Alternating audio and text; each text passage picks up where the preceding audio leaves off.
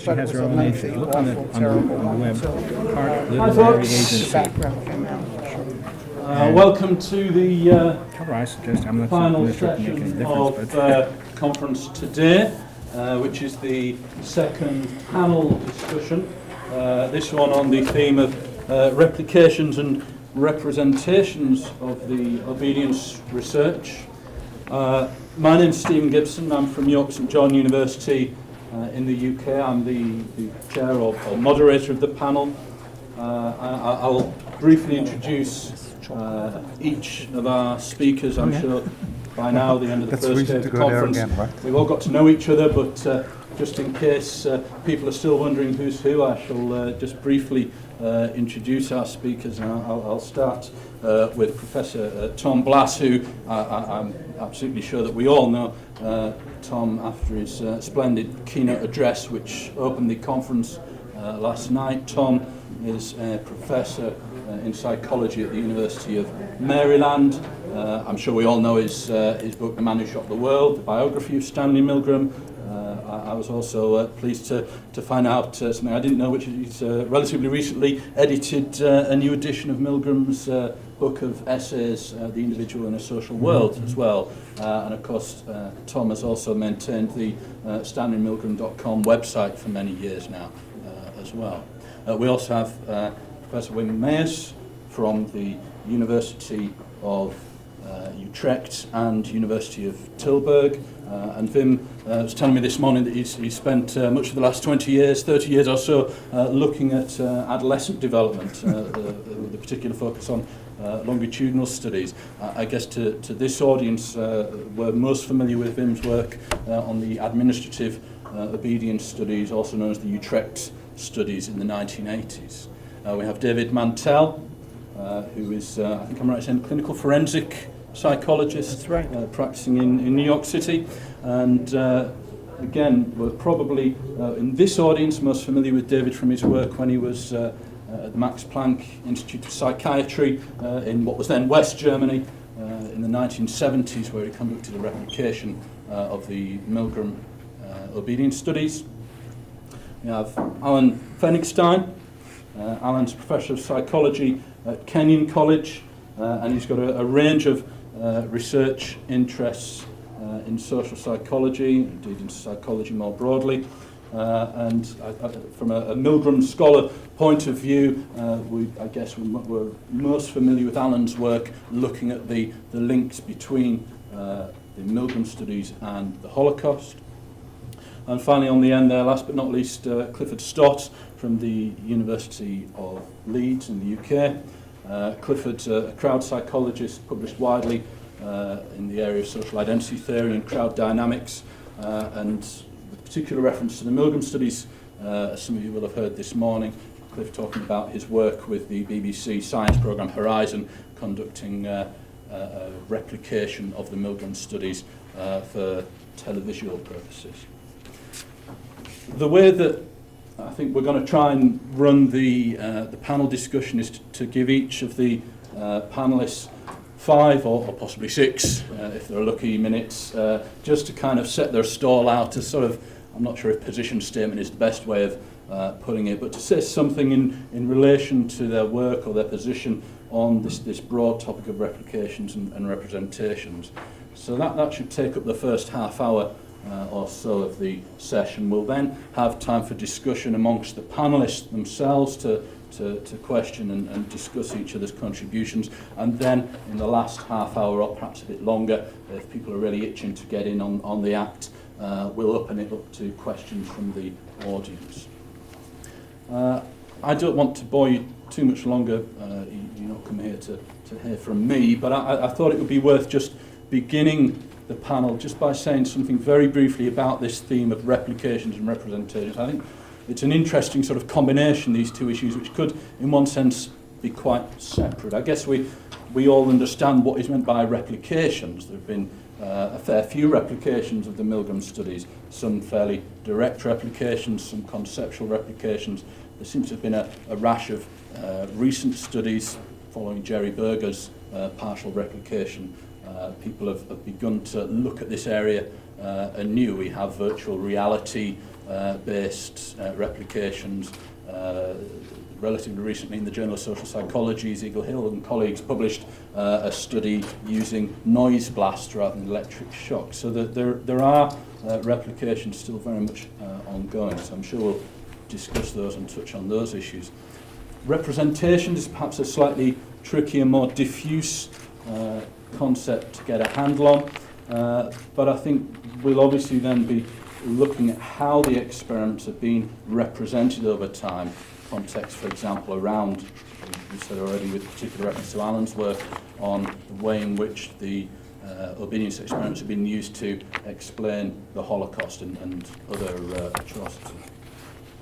But also perhaps we'll get a chance to touch on things like the representation of the studies in student textbooks and similar educational contexts. But we'll see how it goes. I think we're all happy to do it in a relatively informal fashion and go where the discussion takes us. So I think that's more than enough from me. I shall hand over to Professor Blass, who will give the first little opening statement. Tom. Thank you very much. Since you suggested breaking up the presentation first 5 minutes and then coming around, I was going to mainly talk about under replications, sort of a replication, which was an attributional study. It was done at a time when doing an actual replication was this was before Jerry Berger. This was in the 1990s. Anyway, I did an attributional study where I was looking at trying to tap in and provide some evidence. There are two conflicting viewpoints: Milgram's approach and there's Mixon. I did an experiment which was meant to indirectly speak to that controversy and see which one of the two has greater merit and experimental support. But maybe I'll come back to that around the bend. And in terms of the 5 minutes, just say some in general about replications in relation to Milgram. I think the replications are valuable. I mean, I think it's like motherhood and apple pie. Everybody says it needs to be done. And there's actually a whole issue in perspectives in something like that, an APS journal, which is totally devoted to replications and the importance of it. But within Milgram's the obedience experiments, I think it has a special role. First of all, it adds, I mean, surprisingly enough, in the United States, despite the importance of the work and the renown, relatively few studies have been done. So replications, many of which were done outside of the United States, sort of add to the database, if you will. But the other thing is the importance, special importance, is that replications speak to the resilience, to the constancy, to universality, if you want, of our tendency to obey authority. And the reason I say that, I have some data to support this notion. I briefly touched on this last night. I gathered all the replications that I could of the obedience experiment. These were methodological replications, not conceptual replications. And some were done elsewhere, Spain, Jordan. So anyway, I divided them up into two columns, two groups. One, replications that were done in the United States, which included Milgram's own, and studies that were done elsewhere, outside the United States. And although there were variations between or among studies in terms of maximum, the percentage of subjects fully obedient, what I think was kind of impressive and telling was that if you looked at the average percentage of people obeying in the United States and compared them to the average number of people obeying elsewhere, and I did a one-way analysis of variance, in both cases they were in the 60%. In the United States, the average was 60%, 61% obedience rate, elsewhere 66%, both here and there, very similar levels of obedience, despite differences, although they were both methodological replications, there were some differences. Amazingly enough, and I don't know why they did this, sometimes the continuum was shorter. No reason, it wasn't a 30 switch thing. But anyway, so no difference. The other thing I did was kind of longitudinal to show the constancy of the obedience experiments across time. I took a 25-year period, which I did a while ago, and I simply looked at, this included both Milgram and all the replications that I could find, and I simply ran a simple correlation between when a study was done and the amount of obedience, the percentage of people who were obedient. The correlation coefficient hovered around 0. So in terms of the broad implications of the research, I think replications have a special meaning, special importance in the obedience experiments. Thank you. I'll go stand and just do the PowerPoint, right? Oh, okay.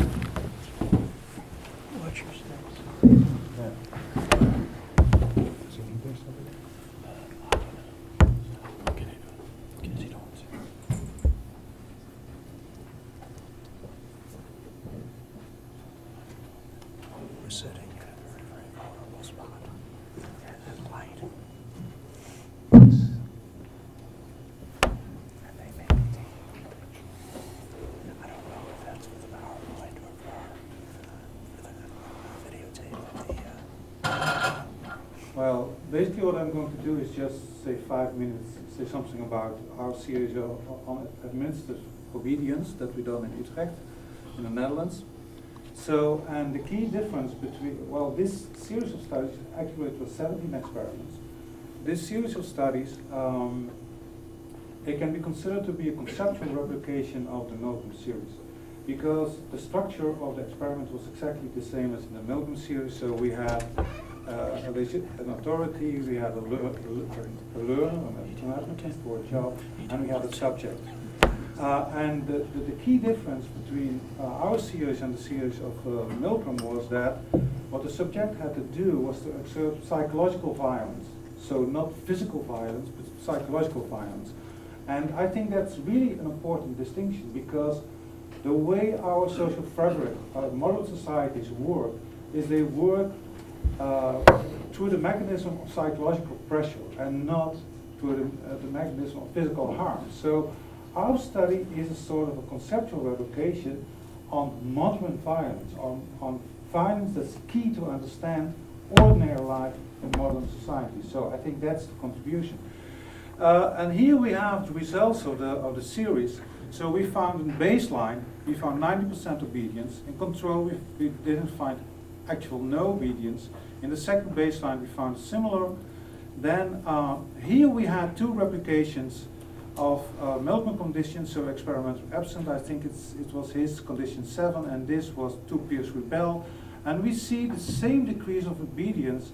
Well, this rate of decrease of obedience, it was similar as in the Milgram paradigm. So it's a sort of a check of that the experiment and the factors within the experiment in our situation work similar as in Milgram's. And then of course we had, and that's also very important to my opinion, we had expected behavior which was virtually no obedience. And then what we did is that we did 2 key experiments into the orientation of the subject. When you read Berger's 2009 American Psychologist paper, you see there that he devotes 1 paragraph on the fact that subjects in the Milgram experiments could feel a bit like trapped, being in a new situation that they didn't encounter before, and they don't know how to deal with that situation. So, and that was also our idea. Basically, our idea that came from a German psychologist, Klaus Holzkamp. Maybe you know him. He was the guy who was advancing at that time in the 1970s and the beginning of the 80s, critical psychology. And he made really a thing about that, basically that subjects in psychological experiments encounter situations they have never been in before. So, and that's key, really key to understand. Maybe people that, I saw somebody saying something about civilization theory of Norbert Elias, it comes close to that idea. But, so what we did is we had personal officers. So people that, you know, in our experiment was a selection procedure. So the so-called learner was taking a test to get a job. So we thought that maybe personal officers that work day-to-day, on a day-to-day basis with selection of personnel would have a sort of a new moral code or a more critical moral code to the treatment of this subject. So we expected more disobedience there. We didn't find. So we did find similar obedience in this group than to just, and also it's important to say that in our series of experiments, we did have ordinary people, so we did not have the typical social psychology thing of having students. And then, so we didn't find any difference here, and then we did advanced information, and this was a condition in which we contacted our subject, and we made an appointment with them to come to the laboratory, and then we sent them a full description of their task. So we informed them in advance of what the task was going to be. And then we found total obedience. So what we thought is we're going to instill a sort of critical attitude in their minds, and that will help them to become disobedient. But it didn't work out. By the way, in this condition, the subjects were more critical about the treatment of the applicants. So the condition was working in their head, in their mind, but not in their behavior. Okay, is this all there is? No. So we did then another experiment, a legal liability, and there we said that once the applicant had, this is something that,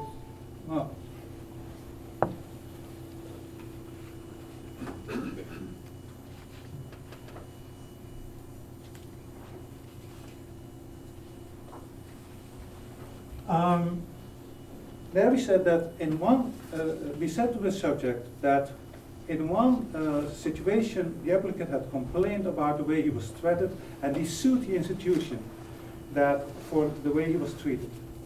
He threatened to, and then we said to the subject, if that will happen in your case, you will be the person who will be legally liable. And then what happened was that obedience dropped dramatically. Well, that's this again. Obedience dropped dramatically. So here we found, and this is really a critical condition in the sense that when subjects will have the chance to become a victim of their obedience themselves, they are really capable to stand up against the authority. So that's a critical finding. Okay, and then you see we did the advanced information in administrative obedience paradigm. We then replicated that with the Milgram paradigm. So we made the whole scenario of the experiment with the shock generator and everything. And then we recruited our subjects, and then we sent them the information about the task also beforehand. And so the dependent variable in these two experiments was, would they be willing to begin the experimental procedure? We did this in 1985. So it looks a bit similar like burgers, but we did this in 1985. And so what we measured basically was initial obedience. And in one condition we said that the subject or the victim was going to experience painful shocks. And then in the other condition we said that the victim was going to experience possibly deadly shocks. And then the dependent variable was how many people are willing to start. And this is what we found. In this condition it was 57%, and in this condition it was 43%.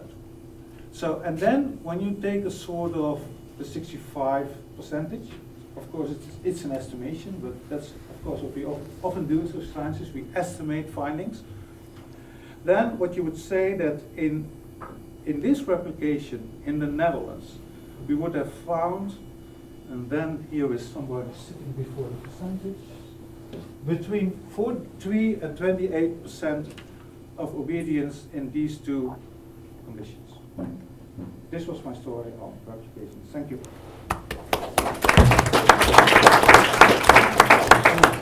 Thanks, Wim. David.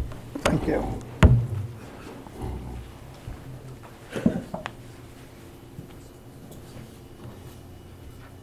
I'm going to tell you a short story about a small psychoanalytic institute that was attached to the Max Planck Institute of Psychiatry in Munich that I worked in for close to 10 years in the 1960s and 70s. A very unlikely place for the following things to happen.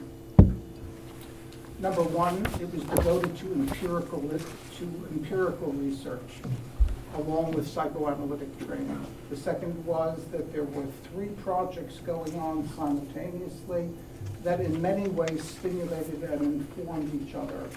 One was a study of Holocaust survivors. There was a group of Catholic priests, of Jehovah's Witnesses, and of Jews in 3 countries, Israel, Germany, and the United States. And we were looking at late patterns of adjustment amongst survivors. The second is the Milgram study that was replicated there, that I'll be telling you about in greater detail. And the third was we were looking around for another group of people who were involved in a war situation where we might be able to take a look at the individual dynamics and the group dynamics surrounding acts of killing in a war situation. And the Vietnam War was going on, so we looked at the life histories of war resistors and of Vietnam volunteers, particularly Green Berets. All 3 projects are going on, just mostly overlapping. And here's what happened with Milgram. We decided to replicate the baseline condition because it had never been done in Germany. And we decided to take a look at the resistance issue and to see if we could promote resistance in a way that made common sense as something that could readily occur in a true war situation where compliance with destructive obedience commands is occurring. And so we did a social influence variation of the Bandura and Walters kind, and we did modeling delegitimization, where we introduce a teacher who rebels and refuses to carry out the commands of the experimenter, and the subject is given a visual experience of seeing that happen, and then asked to take on the role of the teacher himself. And the third option was an attempt to so dilute the demand characteristics or the obedience pressures of the experiment so that we might be able to take a look at a baseline rate of willingness to do a task of this kind simply because it exists and there's an opportunity to do it. And so this was called the self-decision condition. And when subjects came in, they were introduced to all of the same information that Milgram put into the baseline condition, but the experimenter had no compliance commands to give. And instead, what happened is that the subject is told it is completely up to you how many shocks you administer and whether you administer any at all. In addition to those the replication and the variations, we also tried to take a closer look at the responsibility issue because it's central to Milgram's theory of agency, and also because it makes common sense to look at that. It was a prominent issue in the Nuremberg trials. It's the kind of issue that gets brought up whenever bad acts of violence occur in a social context. Who is, quote unquote, responsible, and who's going to pay the price that's going to be enacted for that. And the way we approached it, Milgram did a tripartite analysis. We did a two-part analysis. We only asked for a distribution of responsibility between the teacher and the Max Planck Institute. And here are the results. In the baseline condition, we had an 85% compliance rate. In the modeling defines condition, we had a 52% compliance rate. In the self-decision condition, we had a 7% compliance rate. When we analyzed the data in terms of the responsibility distribution, we found no correlation between the number of shocks administered and the attribution of responsibility. One of the most prominent findings was that in all three conditions, there were people, and a significant percentage of subjects in each condition, who administered all 30 shocks and attributed the majority or all of the responsibility for the administration of the shocks to themselves. In a multivariate analysis of the data, we found that attribution of responsibility correlated primarily with the condition in which a subject was in. So there was a correlation with the self-decision and the modeling defines condition, which simply meant that there was more self-attribution of responsibility in conditions in which there was less compliance, but not necessarily by the people who were less compliant. So we thought that our data did not support Milgram's theory of agency, not in the way he expressed it, which is stronger than his own data supports. If you look at his own data is closer to our data than to his theory. In another step that we hadn't reported because it just came too late, we tried to analyze the concept of responsibility to figure out whether it has a unitary meaning to all people or whether it has multiple factors. And so we did a semantic differential analysis of the responsibility concept, and we got a three-factor structure for it. One factor we called role assignment. A second factor we called a sense of duty or virtue. A third we called avoiding blame or taking blame. What that meant to us is that if we had known about that when we did the experiment, we would have asked our questions differently. And what we would have done is we would have said, whose job was it to make, perhaps like this, whose job was it to make sure, we would have asked questions for each factor in the semantic analysis. We would have, and tried, and perhaps had three different attributions of responsibility. One for the role designation, which was who decided that you would be in the role of carrying out this job. And the second might have been who is responsible for the manner in which you did your job. How you conducted your job.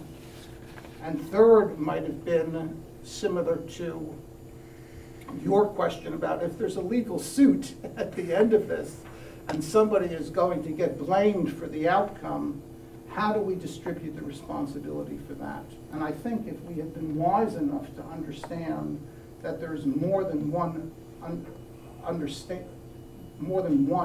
definition of responsibility, even in popular use of that word, and had asked our questions more wisely, we would have discovered that there are a group of people who are very dedicated to the idea that there is a proper way to do a job, even if that means that you have unpleasantness that's associated with it, and that those people tend to be more compliant. And that there are some people who would want to avoid blame or to take blame on. They might assume that if there was a consequence, maybe that would be theirs. I think it would have been a more interesting way of taking a look at the subsamples of people who were compliant across all three conditions, and especially the small sample in the third condition, the 7% of the people who elected to administer all 30 shocks. Who were they anyway? Who are these people who seize upon an opportunity to do something of this kind?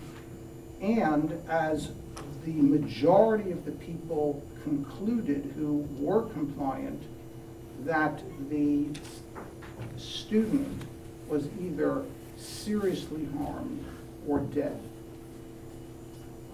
I would have liked to have known more about that group of 7 people, 7% of the people, but unfortunately I only can tell you that even when these situations get diluted, there are always volunteers to do nasty tasks. And we know that group of people who volunteer is sufficient numerically in any society to make genocides possible.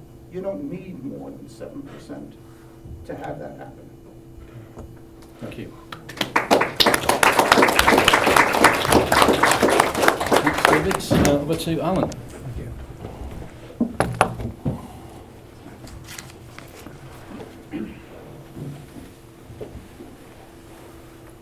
This may surprise you, but I don't have any data to present. I haven't done any empirical research relating to the Milgram obedience studies, but I have been very interested in understanding what it is that motivated the murderers in the genocide that took place during the Holocaust. And anyone who begins to approach that subject from a psychological perspective is immediately introduced to the work of Stanley Milgram. I was weaned on that stuff. It's what I believed for a very long time as a student of the Holocaust, until I began to take a much, much closer look at what I thought was the overlap between what was happening among the participants in the Milgram research as opposed to what was happening among the participants in the genocide of the Holocaust. To try to bring this talk a little bit closer to the title of the panel, Replications. Replications typically occur after the original research. I'm going to be talking about a replication of the Milgram research that took place prior to that research. Some of you may be very familiar with the work of Christopher Browning. Christopher Browning wrote an extremely important, very well received, very influential text on the psychology of the perpetrators called Ordinary Men. And in that text, Browning talks about a massacre that took place one day in Kosovo, carried out by the Reserve Police Battalion 101, where 1,500 men, women, and children were mercilessly slaughtered. And the way in which Browning described that event was as a kind of radical Milgram experiment that took place in a Polish forest with real killers and real victims.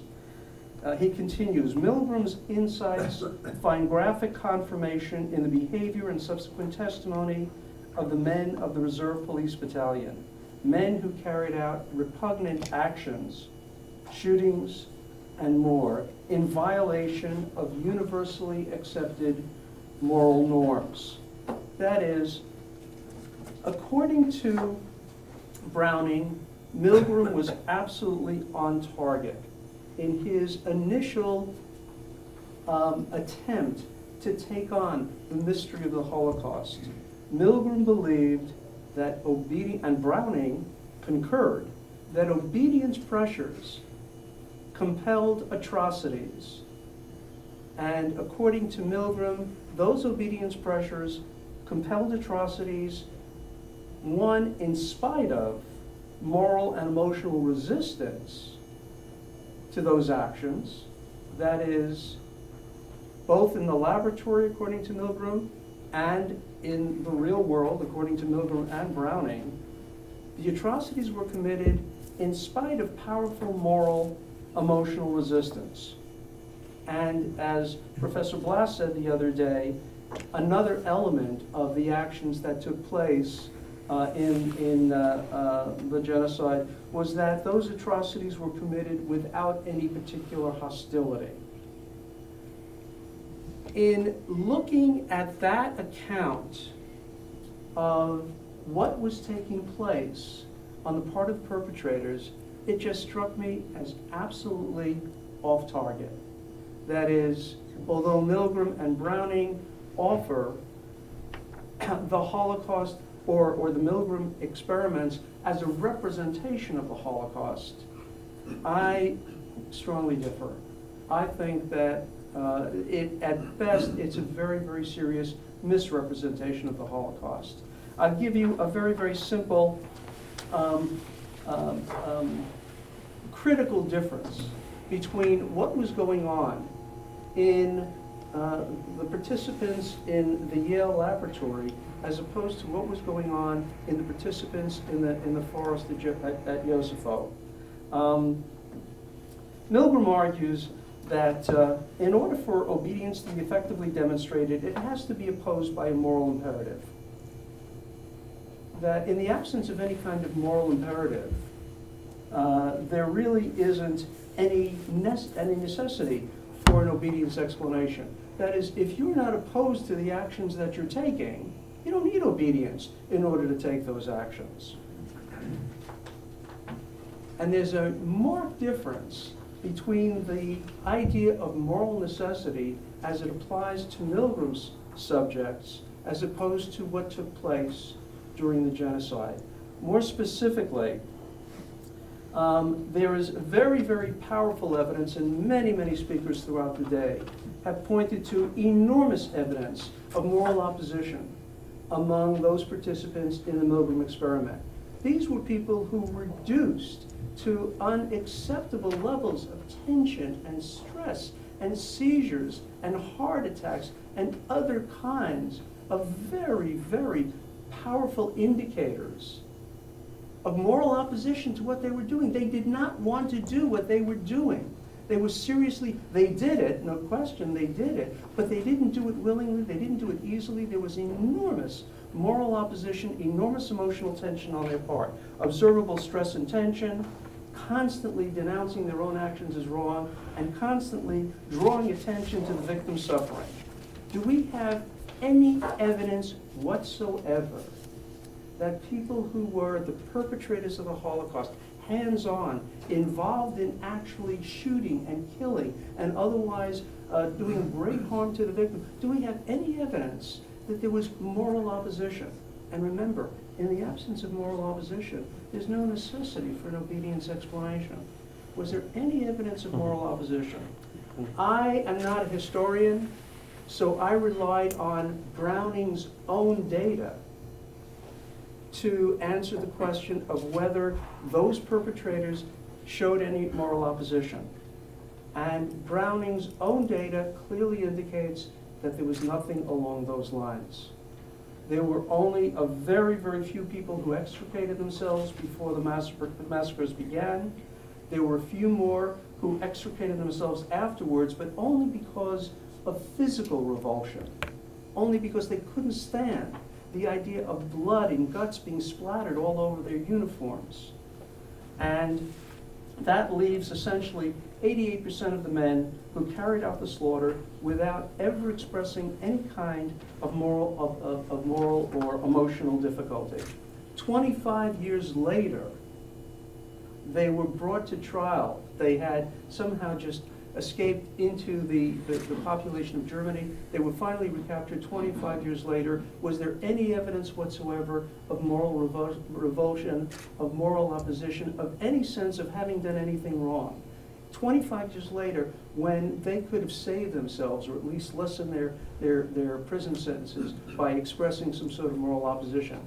Not a single one. There's lots of explanations for why it is that people justify the evil actions that they took. And I can understand that this is not the only explanation.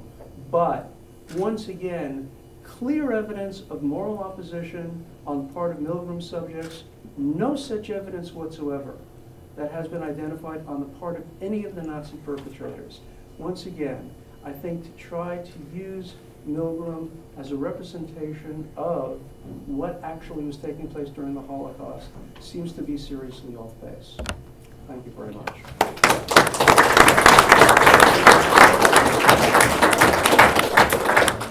Thanks very much, Allan. And Cliff. Okay, I'm not going to stand up or use PowerPoints. I want to pick up on two points. The first thing I want to talk about is the controversy of replication. We seem to be having a bit of a love-in here about how uncontentious a replication would be. I want to explore that point, and I also want to pick up on Alan's point there about the misrepresentation of the study and the lack of progress in our understanding of the underlying psychology. Here we are 50 years on. I would argue we are no closer to understanding the psychology of obedience than we were when Stanley Milgram originally did the studies. And I think part of the controversy, the misrepresentation here, is about the very notion of obedience itself, picking up on the points from previous presentation, Neil and Nestor's point. Obedience, to conceptualise it as obedience, is a theoretical dead end. Why do we consider it as obedience? Why don't we talk about leadership? Why don't we talk about social influence? Why do we pocket this thing off over here and call it obedience? So just to unpack some of that, one of the key themes of why we have an interest in Milgram, why Milgram did the research, was of course to try and develop a social psychology that engages with contemporary social issues. And of course when Milgram was developing this work, the contemporary social issue of that time was, of course, obedience. The question of, are Germans more obedient than ordinary us American people? And what Stanley Milgram showed, of course, was that ordinary Americans could also end up in circumstances where they would do pernicious things. It wasn't just something about foreigners over there, it was also something about us as ordinary people. That was a discourse, a narrative that was to offset the dominant analysis that was emergent at that time, which is, of course, Adorno's authoritarian personality, a biological analysis or analysis about parenting practices and so on. But what we have then is a study that talks to us about obedience and the conformity and obedience in that study. But the study is also equally a study of resistance. There is as much resistance in that study in its various different forms as there is obedience. And in terms of our engagement as social psychologists with contemporary social issues, resistance is as much a feature of our social life as obedience was in Milgram's social context. Look at the Arab Spring. Look at the insurrections in Istanbul. These are the things that we should be trying to explain. These are the things that we should be developing theory to engage with.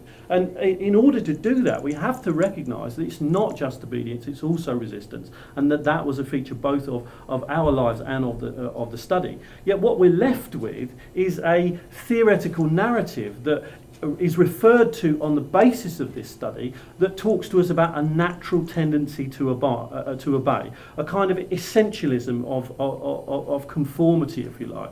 That we have a situation here with the agentic state that conceptualizes, recapitulates this notion of the loss of self.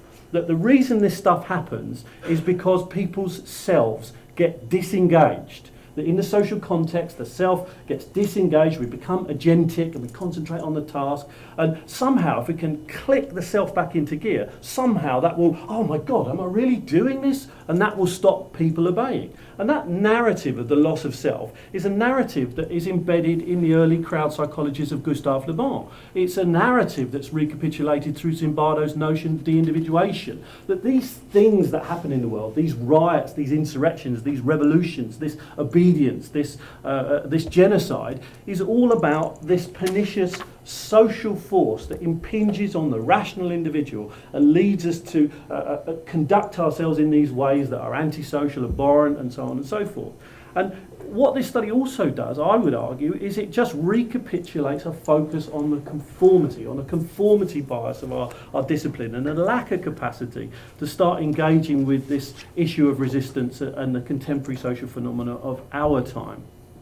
And what we are faced with now is that we have a theoretical development in our discipline that is capable of beginning to explain the variation, the patterns in the data in Milgram's studies, that are capable of explaining not just the conformity and the obedience, but also the resistance.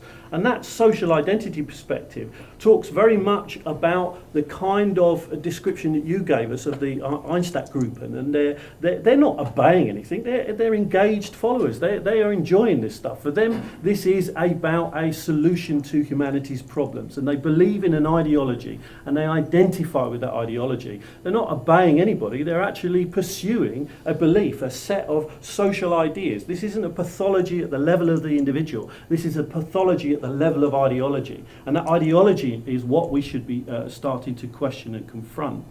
And this social identity perspective, I would argue, can help us to start to address this underlying psychology and bring some progress into our inability to advance our understanding of the underlying psychology. I would argue, are constrained in that respect by this ethical straitjacket that's been placed on our discipline that makes it impossible to reconstruct in a realistic way the Milgram paradigm. And I think that's a tragedy, because the Milgram paradigm is a powerful vehicle through which these misrepresentations are perpetuated in the wider social context. And it's important for us to engage with that misrepresentation, and I would argue that we must do a replication of the Milgram paradigm in order to do that we can explore the key principles in an analogous way, but we must replicate in a controlled fashion, taking into account the ethical concerns that you were raising earlier on at some level, but still to try to create circumstances that have some realism. At the end of the day, if you're trying to study revolution in the laboratory, how can you study revolution without creating conditions where people get angry, where people get distressed? Because you're trying to study those things in a realistic way in order that we can have some engagement with those processes. So when riots happen, when people get criminalised, when people get put in prison, that we as social psychologists have something to say that either assists in the prevention of those kinds of circumstances or at least helps circumstances emerge where people get less criminalised.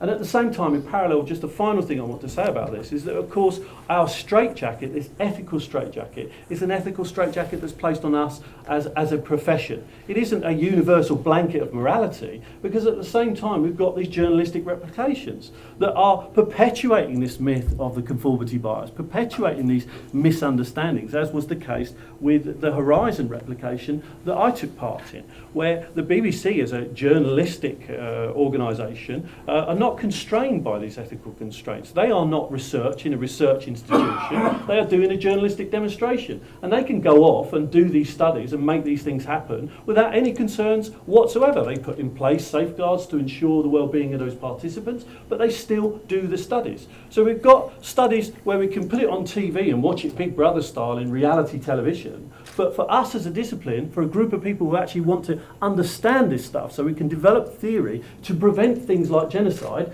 can't go anywhere near it. And as a consequence, our ability to address those social issues is significantly and fundamentally undermined.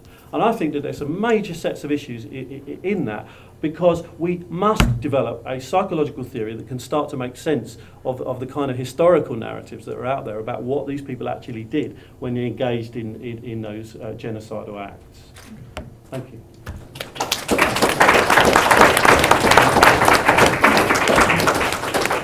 Okay, so what I want to do now, as I said at the beginning, is just give the panellists a chance to respond to what they've each said, and I think we've already begun to see some of the points of overlap and the points of critical departure between what the various panellists have said. So I think before opening it up to questions from the audience, if I could just ask you to hang fire for just a few moments. I'll just allow the panellists a chance to respond to each other. I think I'll sit here in case I need to do a sort of proper refereeing job.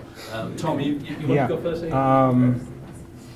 As I said before, actually my main intent was to describe an indirect replication, and I didn't think I could do it within 5 minutes, so I was talking generally about the value of replications. But let me just start by addressing something that Clifford said.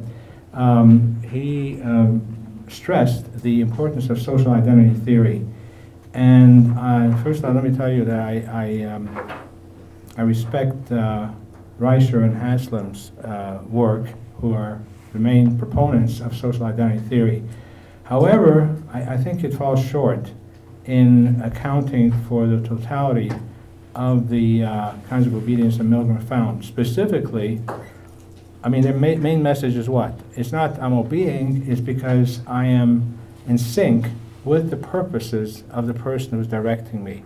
I'm helping science, I'm cooperating, I'm helping advance their goal. It's not that I'm obeying, I share the value, their values.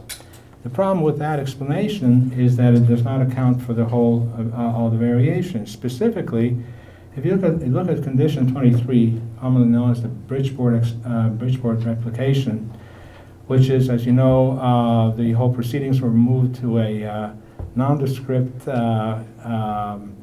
office suite in downtown Bridgeport, totally disassociated from Yale. It was called fictitiously Bridgeport Research Associates, and the whole idea was to see whether or not if you disconnected from the procedure of Yale, are you going to get something? Well, they did get 47.5% obedience, which as it turns out, I checked it, actually it was not significantly different, although you look at it, it looks like a significant drop. But more importantly, the point I'm trying to make is this. Social identity theory does not, I've read the transcripts. It just does not fit the facts. Specifically, in almost every case, the experimenter asks the subjects, who am I? I don't know. Who's Bridgeport Research Associates? I don't know. In other words, to argue that they're identifying in some way with science, with an organization, with advancing the cause of something that's laudable, what I just said echoes pretty much everybody's comment. I've seen the transcripts of the subject-experimenter dialogue in that. And to say that people who say, answer question, who am I, Williams, I don't know. What's the organization as Bridgeport Research Associates? I don't even know. Maybe they take some wild guesses. The point is, I think it's a stretch. It may well apply to other conditions, but I don't think it's fully adequate to account for the wide variety of variations that Milgram created, especially the Bridgeport replication. Having said that, I'd like to proceed to my quasi-replication. Can we just allow maybe Cliff to come back on that if you'd like to? Sure, yeah. I think that I would argue, and I think that the evidence that Reicher and Haslam are starting to produce now does show that there are clear associations in the patterns of responses under the various different situations, the different variations of the paradigm, that can be understood analytically from a social identity perspective in terms of its impact upon the extent to which the participants in those experiments were identifying with the scientific project. And I think your work, Stephen, looking at the complexities of the interactions that go on in there, point towards the overall complexities through which these identity processes and intergroup relations of power and subservience in those contexts work. One thing is clear to me, that we can never understand that complexity with a notion of the agentic state, yet that's the dominant psychological model. Now we are in a situation where there is a social identity account that is making a great deal of purchase in a whole wide array of studies around different aspects of social influence, leadership, group processes and so on. And I would argue is becoming the dominant model of group psychology. It's an analysis that fits with the kind of analysis in the social historical literature about what the Einsatzgruppen actually did, regardless of what went on in the Milgram study. But the overwhelming point is that in order to resolve the controversy, we need more research. And the only thing that is going to resolve it is a replication of some kind that is at least in some way analogous to what Milgram did, that allows us to test this and overcome this controversy in an empirical way, so we can move on and get closer towards an adequate and valid explanation. Just if I can, my point was not to derogate Reicher and Haslam. I think their model fits most of the variations, but it does not. And I think it would be a stretch to argue that it would fit the Bridgeport replication, because they did not. Whom are they identifying with? Yeah, the researcher asks, "Who am I?" I don't know. The ideology of science. The scientific project as a project that does good for mankind. They never mentioned science. I don't. The transcripts I've seen. What are they doing in there apart from a memory study? They're not doing a memory study then. I don't know which one, but I mean, I'm looking at the transcripts of Condition 23, and at the very end, Williams says, "Who am I?" I don't know. I mean, I'm almost not paraphrasing. So to argue that subjects see some higher ideal that they're helping the progress of science does not fit the facts of Experiment 23. It may fit the facts of the other variations, and I'm not saying it's inadequate. I'm just saying that it does not apply fully to all the variations of the experiment, and in particular does not account for the findings in Condition 23. Yeah, I think we've got the sort of the lines of disagreement there, and David just wanted to come in there. Yeah, as well. we got a mic down there? Yes, we do. Oh, I'm sorry. Just a short comment. Part of the problem may be that there isn't a single theory that will account for the varieties of data that we have. So maybe we shouldn't be looking for one theory. Maybe we need several different theories to account for significant variations in the nature of the behavior that occurred. For example, if we were to talk about the behavior of German Einsatztruppen that went into various areas, mostly of Russia and Eastern Europe, and killed people willy-nilly on the spot, that would be fundamentally different than talking about the behavior of a typical German soldier who might not be engaging in that behavior at all, and what we would want to be explaining is his behavior to use a rifle to shoot at the enemy, and our goal would be the same whether we were talking about a German soldier or a Russian soldier or an American soldier or any other soldier. So I think we have different phenomenon that we're trying to explain. If we return briefly to the limited data we have from the Munich series, I think we have different kinds of behavior occurring within the Milgram paradigm. We have people who seem to be behaving the same way if we discuss this, if we impose a single concept for the pushing of 30 levers, but maybe we need several concepts. Maybe we need the ideological concept for some of the people who identify with the goal and want to see somebody harmed if that's what they think the purpose was, or to get a learning experiment done.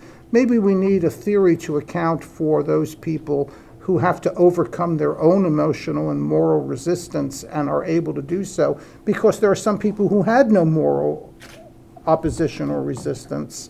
And I think the problem is that we are we are trying to do too much with one theory. Yeah. Well, to my opinion, the Milgram studies are no group studies, and they are not on social resistance. They are on the vulnerability of the individual. That's what they basically are. So I can really understand the idea coming from European social psychology and also from Sergio Moscovici's anti-conformity thing and whatever, that there is a sort of a tendency to go into anti-conformity and resistance and whatever. But to my opinion, the Milgram studies and also my own experiments, they are a warning to individuals. You cannot predict what you would do in situations where you have to do nasty things. That's one thing. And the other thing, we teach our children, now I'm talking as a developmentalist, we teach our children to make their own choices, to be responsible for the things they want to do in life. And therefore, and by doing that, we might also install in their heads the idea that, that they really are responsible in the sense that they can make their choices in every single situation they enter in. And that's not the case. So that is the key warning of the experiments. It's not on group behavior. I think I'm probably at the point where I think it feels right to open it out to the audience now, so that we get a. You handed out this thing. Yeah, I think I Tom. So, do you want to say briefly something Yeah. just about the? That study? Thank you. Oh, sorry. Yes, the handout is from me, and basically it accompanies, if you don't have one, I think I passed out almost enough, so look on your neighbor's handout. What I did was an experiment that meant to provide some inroad into the controversy about explanations for the obedience experiment.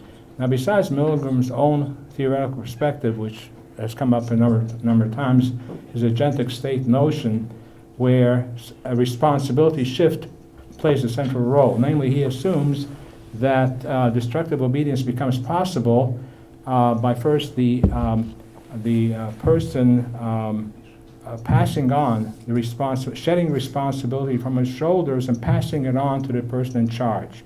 So that shift in responsibility frees him of the moral perspective, and all he's worried about is doing the job right. But there's another perspective which has not gotten much public attention or private attention. Mixon, some people are familiar with this point of view. Mixon argued actually a very interesting argument. He says, he starts from the other end. He says, it's not surprising that people were obedient. He says, here's a person identified as a scientist. We have this view of science as having a positive aura. So the background expectation person comes in with is, I'm going to follow the orders of the experimenter. In other words, Mixon has a more benign view of what happened. It's natural that they should obey. They have every reason to trust the experimenter, and for him the key word is trust. The only problem with both of these perspectives is that they're flawed, and that is the evidence has shortcomings. The handout that I have, top of table 1, the top table is table 1, comes from Milgram's appendix, where he does this post-experimental allocation of responsibility using this kind of disc-like apparatus, which has which could be sectioned into 3 parts. And the person has to work that in answer to the question of how much is each of us responsible for the fact that the learner was getting shocks against his will. And using this disc, they could allocate responsibility among the 3 interactants in the experiment, percent responsibility belonging to the experimenter, to himself, and to the learner. And he's then split the subjects into defined and obedient subjects. This pattern is only partially supportive of the agentic state notion.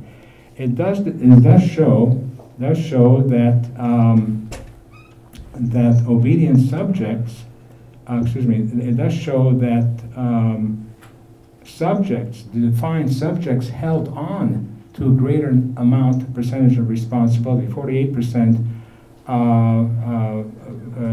and the experimental 38.8%.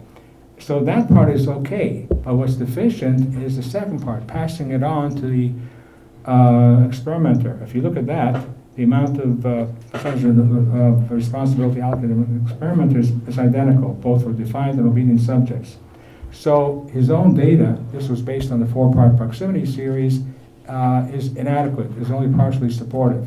If we look at Mixon, the problem with Mixon, while it has a lot of appeal to it, and what it says basically, people come in with a benign expectation about science, and so why do they end up obeying? Well, at some point that trust breaks down. When they hear the learner screaming his head off, something's going wrong. So when doubt sets in, that's when they stop obeying. The problem with that is, while logically is a lot of appeal, his evidence comes from a non-acting or non-active role play methodology. Very sparse, very skeletal, in the sense that the experimenter and the subjects are reading descriptions of the obedience experiments, and they're asked to imagine that their experimenter, the subject, is so skeletal, so removed in its reality from what actually happened. I don't consider that a very and so his findings are consistent with expectations, but that's a very, I think, very flimsy because of methodology proof. So what I try to do is an experiment that provides some input into this controversy of conflicting explanations, Milgram versus Mixon. And so what I did was, this was an era where even if I was inclined to, I could not do an obedience experiment, so I did the second best thing, which I thought was to do an attributional study. How do outside perceivers account for the behavior of subjects, especially obedient subjects? And essentially what I asked them to do is, I showed them a film, a part of the black and white obedience film up to, the last guy, Fred Prosy, up to 180 volts. At that point, I stopped the video, and I created two sets. That is, I divided subjects into two groups. One was told, and I'm reading the instructions, and the experiment teacher saw 65% of the subjects continued up the shock generator and ended up pressing the final switch, 450 volts. The subject you just saw was one of those people. Okay, this is the obedience set. The contrasting condition was the subject you just saw was one of those people. Who was not one of those people. He pressed the next two switches, 195 and 210 volts, and then stopped. Okay, so we have two different scenarios. One person who was fully obedient, one person defined. And what I did was I showed them a condensed version of the black and white film, which I edited down to about 10 minutes, keeping the crucial parts that provide enough detail, stopping at 180 volts. And at that point, I asked them, okay, what do you think happened from this point on? As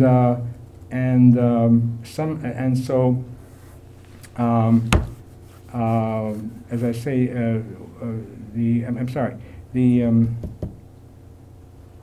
one group was told that the subject you saw ended up being fully obedient, pressing all the switches. Some were told not, that he stopped short.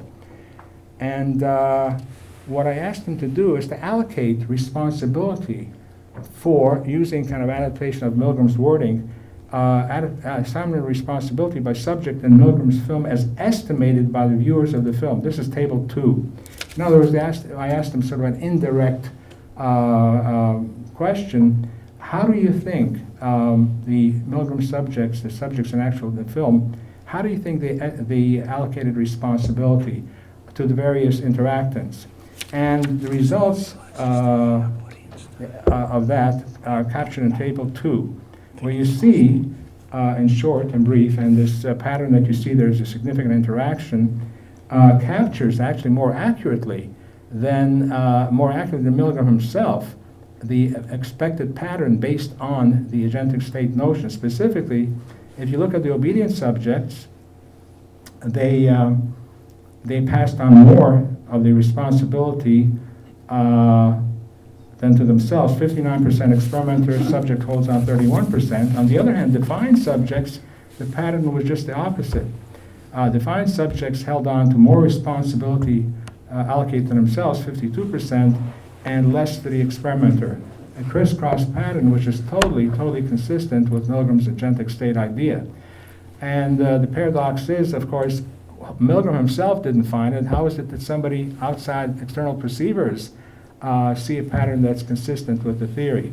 Okay. And Maybe we'd better leave that there and just start taking some questions from Why the don't we audience. start I think taking I think the message there is got across. Yeah. Since I concur with Dr. Mantell, who says we need more than one theory, my question is, why aren't personal or personality factors taken more into account? Because there are some factors that carry across several different kinds of studies of resistance.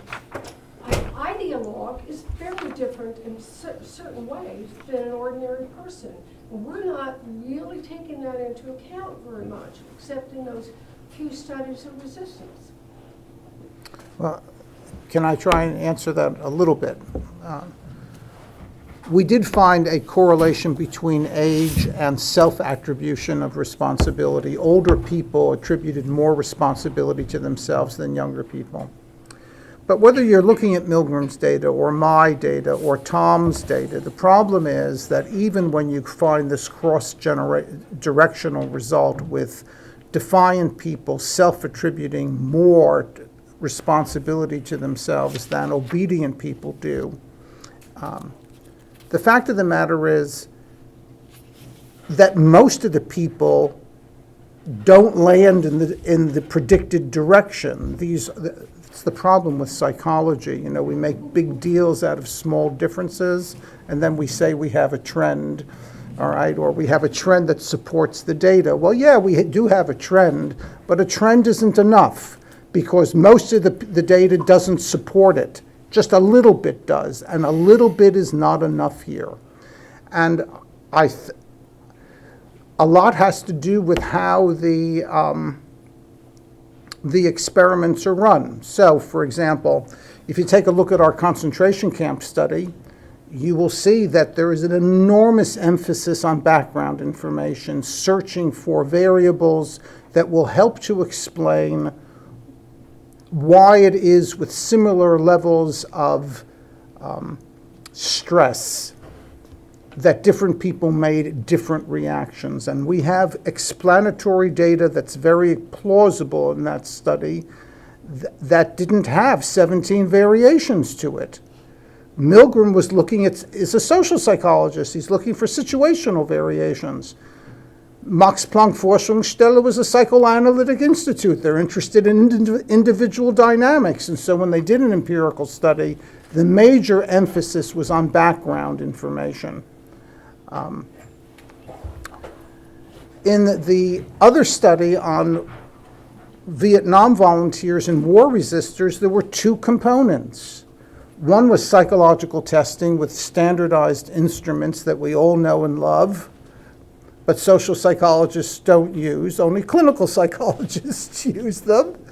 And they deliver some information with personality implications. And then there's the background interview in the Vietnam study, where most of the effort went to reconstructing the developmental, psychosocial, family and adolescent histories of the Vietnam volunteers and the war resistors. And that study gives lots of personality information if you want to know why one person responded and became a volunteer for Vietnam and another one became a war resistor. We can tell you. Okay, thanks, David. And Yeah. Well, my answer would be that on your question is that in social psychology, most of the times we study strong situations. And in strong situations, personality is not much of a big factor.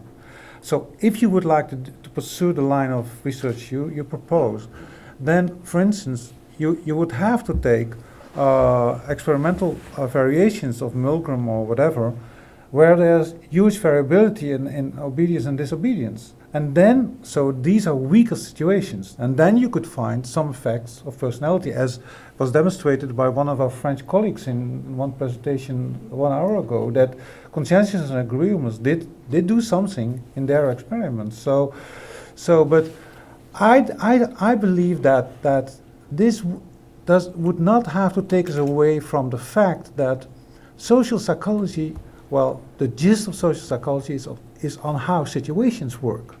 And their personality or individual difference are not that important.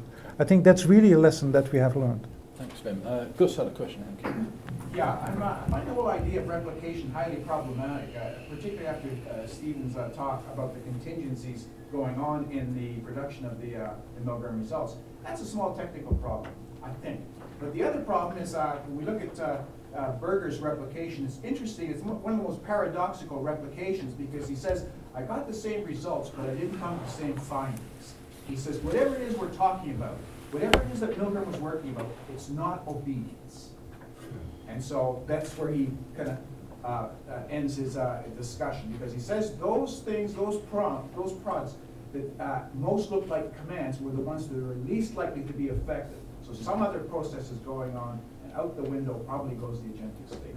Okay. I think Art wants to come in as well. I think I've heard two things recently that would be interesting to me to see happen in terms of this more research that Clifford mentioned, which was Lee's talk about emphasizing the justification rationalization dynamic, which allowed participants to continue shocking. And your point about identification, engaged followership. I would like to see two experiments. Maybe they've been conducted. I don't know, because I don't know the literature in social identity theory certainly well enough. But I want to randomly assign subjects to conditions in which they identify with the experimenter or the learner, and then put them in the paradigm. I want to have an experimental test of the social identity formulation. Now, I don't know if Alex and Steve have done that yet. I know they've done the correlational thing that appeared in PBS. They probably will do the experimental study if they haven't already, because that's who they are. And the same with Lee's theory. I want to randomly assign subjects to a manipulation that would diffuse, that would short circuit the justification rationalization process in those subjects, and keep it viable in the others, and then see what they do in the experiment. I think two nice, in the same afternoon here, two nice theoretical formulations that both would subject themselves to test. And also, there was another replication of Berger's study in one of the sessions. I forgot the pair's name, a young woman and a gentleman. And that paradigm might be sufficiently with enough similarity to Milgram to test both of those two. Can I just make one point in relationship to that? I agree absolutely, but can I also call for us, should any study like that ever go ahead, that we focus on the qualitative data in the interactions as well. This isn't just about quantification and experimentation, it's also about unpacking the interactions in the same way that you were talking about in your presentation today. And I think that gets then to Gus's point about whether this is obedience or whether it's something more subtle and persuasive. I would reflect Nesta play, Nesta wanted to come in. Yeah. I just wanted to say something about social identity theory, where you identify with the person who's trying to encourage you to do something. The main problem I have with that comes back to, for example, the famous French executioner. I can't remember his name. He was an executioner during the French Revolution, I think. Historians are here. But anyway, the point is that you could argue that he killed many people, he executed many people because he identified with the monarchy. He identified with them. And then when there was a change in power, suddenly he identified with the other side, with people who were against the monarchy, who turned over the monarchy. That's a major problem that I have with social identity theory. It was very convenient for him to change. And it comes back to what actually Professor Meeus has said when with his legal responsibility. You must obey the authority, but if you do so, you will be held legally responsible. And people go, well, I don't want to be held responsible. It's not in my self-interest. If you think about the French executioner, he would be thinking, well, it's not in my interest to follow the person I used to identify with. I better change now and start killing other people on behalf of other people. That's the main problem I have with that theory. But I think there's a lot of misunderstanding about how social identity processes work. They're incredibly dynamic. You've only got to look at my work on the crowd to see how that works. You can have a group of people who act collectively in a normatively non-violent way because they define themselves as peaceful, passive protesters in relationship to a particular issue. The police come in, change the context. The identity changes in both form and content as a function of that changing context. So the self can operate at the level of the individual, it can categorise at the level of the social. And the nature of those categories are an outcome of a judgment process where we draw on background theories and ideologies and form categories that are constantly dynamic. They're not fixed. I'm not identifying with you as a person, I'm identifying with a sense of who we are and what that means. And that can change as a function of changing context. So at one minute you might be my ally, but the context changes. You're no longer my ally, you're in fact now my enemy. And this guy over here who was previously my enemy is now my ally. That's a dynamic process that is made possible through the dynamic nature of the self. That can be, it can be at one point defined at the level of the individual in terms of my individual self-interest, but when I go to war and I get up over the trench and I die in the interests of us, my self is defined at the collective level, and that's a dynamic process. And if you view it as static, you misunderstand the nature of the theory. Well, I think that it comes back to something that David Mantell said. There's many theories. You need many explanations to it, and it's not a whole theory. I'll disagree with that one. I don't think it can explain everything. Got a question from the young one there? Yes. So there's been a lot of talk about replication and a lot of talk about a very narrow idea of representation. But I'd like to suggest that maybe we should be thinking about representation not just as this sort of representation representing the image of the experiment, but rather representation in the sense of political representation, representing the subject's point of view. I feel like Dr. Mantell's work has really gone some way in interviewing the subjects, and Milgram himself interviewed the subjects, extensively recorded their responses to the experiment, yet those interviews were pretty much obscured in the published reports. And I just want to ask why this reluctance to understand subjects on their own terms. Okay. Anyone from the panel want to take that? Understand which subjects on their own terms? Any subject. Well, it depends on the nature of the study. There's some social situations where the assumption is the social situation is so powerful, that's what's being examined, and the interest in the individual is secondary because it's not considered to be important. There are other situations, other studies which don't start with that premise. Where there's an expectation, there can be a variety of behaviors and a variety of causes, and that one factor may be the social situation, but there may be other factors too. So I think a lot of this has to do with the way in which the research was conducted and the assumptions that were made, and who's doing the research, and what kind of professional orientation that person has. I think also, as well, I think it's about our discipline and the obsession with quantification and experimental design. I'm an ethnographer by trade, and it is actually my primary role to go in and understand the phenomenology of the people we call subjects, but not in an experimental context. But for me, it's incredibly difficult to survive in social psychology because you can't get published doing qualitative stuff in high-impact, returnable publications unless you do experiments. So, for example, to publish in the JPSP, you have to do experiments. Try and do a qualitative research on crowds and publish it in the JPSP, forget it. And I think that that's a major issue for us as social psychologists. We need methods that are more sensitive to the phenomenology of the participants involved in the research that we do, because the research that we do is about creating social contexts that are incredibly powerful. We are the powerful, they are the subjugated. And as a consequence, we write out the dynamics of empowerment and resistance and struggle within the experimental context. And that's why in part I study crowds in naturalistic settings, because crowds do resist power structures. Okay, Lee, you had a question? Well, this discussion of the person in the situation, I can't help but sitting back and reflecting a little bit on the last 40 years. And I think there's two kinds of issues. First of all, the discussion of the power of the situation is a meaningless discussion until you talk about the fact that the situation has its power as a function of the meaning that people attach to that situation. Now, to some extent, I think you're correct in saying one can define a strong situation as one in which there's relatively little variability or variance in meaning. I think that's a legitimate observation.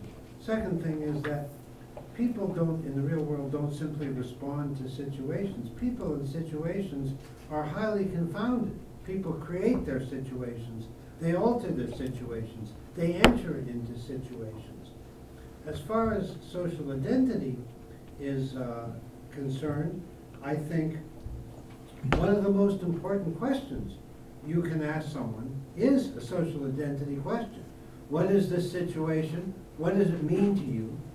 And what does it mean to you in the context of your identity? That's certainly an important question. The problem with social identity theory is it feels like it's the construction of a lot of people who want to make sure they're doing research that can't be falsified.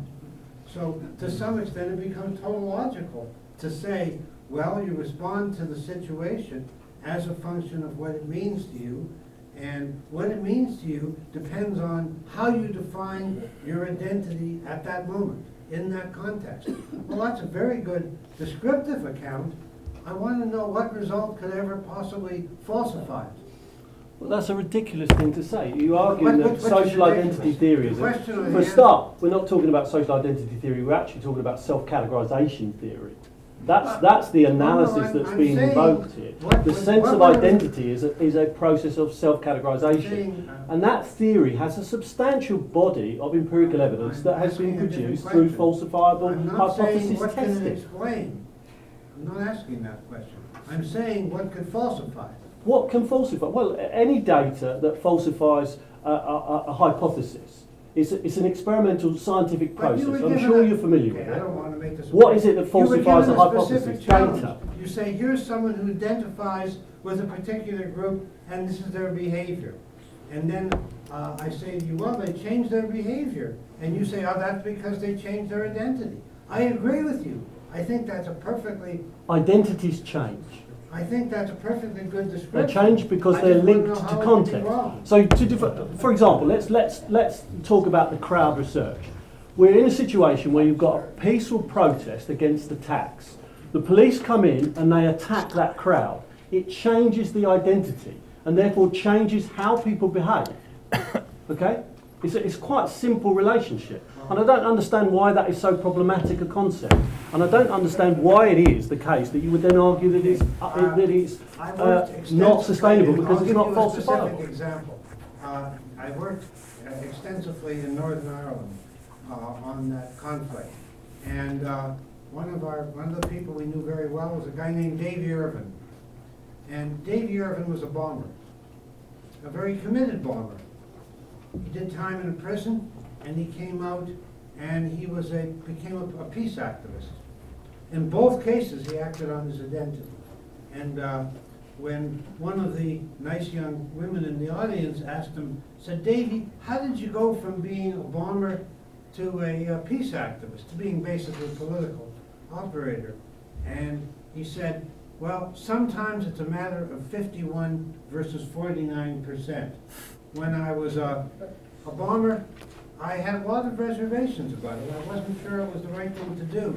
I was very uncomfortable. I hated the fact that innocent people died. But on balance, I thought we couldn't get the Brits out and we couldn't produce a change unless we engaged in violent action. Then I went into the prison, and I decided that evil old man had misled us. I talked to Gusty Spence and some other shrewd folks who gave me some political insight. Things had changed on the ground a little bit, and when I came out, I became a peace activist. And then he made a great statement. He said, sometimes it's only a matter of 51 by 49%. But let me tell you, when you're a bomber, you have to be 100% a bomber. You can't be 51% a bomber.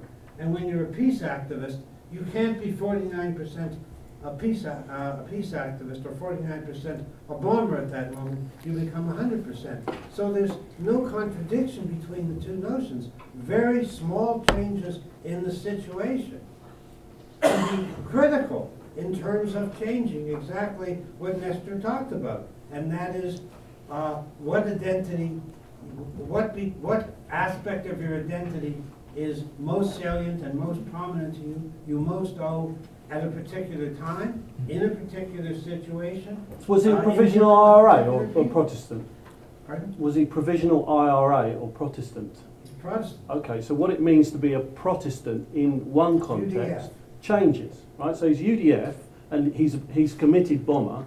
The situation starts to change and he comes out and he changes to a peace activist. I don't understand how we get from that to the accusation that the analysis put forward around social identity is tautological and unscientific. What I was saying I think is that very small probably better, factors can change what identity you take. I think we'd better leave it there. I think, again, people have got the idea of the lines of disagreement there. Not unproductive, I don't think. But I think we probably need to finish very soon. I think we can probably just take one more question. Vim, you wanted to come in very briefly if you can, and then one more question, and then I think we'll bring it to a halt. Well, I just want to comment on the identity thing. I've been doing about 25 years longitudinal research into identity development in adolescence. And most of you know probably that adolescence has been coined as the period in where identity is formed. And what I found in longitudinal studies across 10 years is that identity is highly stable. It's highly stable. When you do person-centered analyses, it's highly stable. So I really don't buy the thing that identity changes from one point to another point or from one context to another context. It's really not consistent with developmental research. Again, I think there's a clear line of disagreement there. Sounds like there's another theory. Right, as Lamani here, and I feel a little sorry for Cliff because he's defending a theory that's not even his. Yeah. I guess that goes back further. Well, I think Cliff's made many sterling I'm contributions perfectly to happy social to identity identify theory. with that particular theory. Yeah, absolutely.